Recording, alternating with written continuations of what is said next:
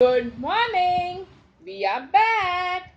I am Nirupama and this is my little teddy. We visit you all on every Sunday with stories from around the world.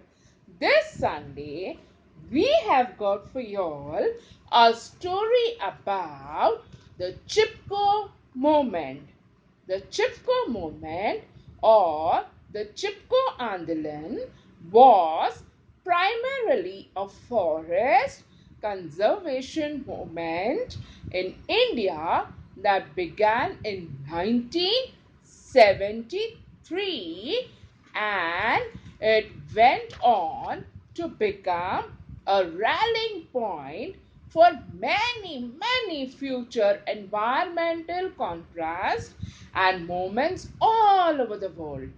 It created a precedent for non-violent protest started in India. So, let's get started with the story. The story about Amrita, who used to live in a village called Kejadli, a village in Rajasthan. Now, do you know Rajasthan is a beautiful desert state? The name of the village is after the tree that grows in this region. And do you know what a Kejadi tree is?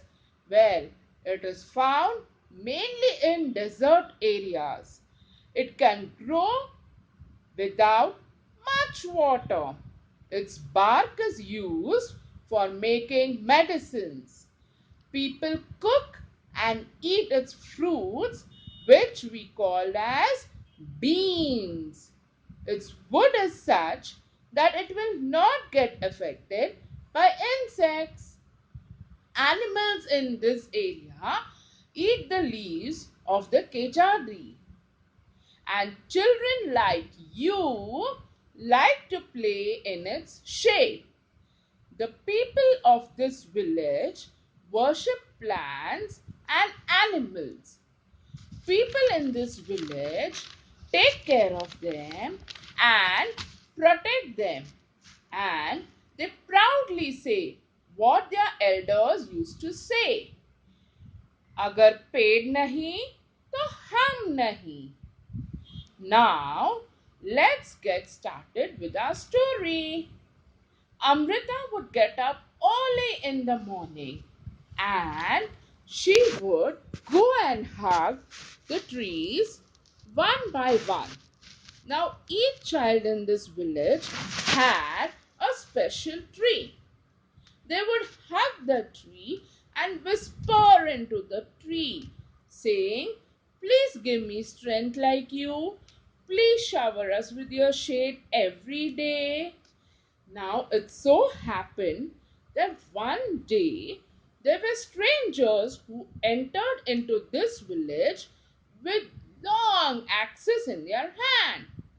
And before they could start cutting the wood, the people like Amrita, her daughters, and her friends, and the neighbors in the villages all started running and hugging the tree tightly.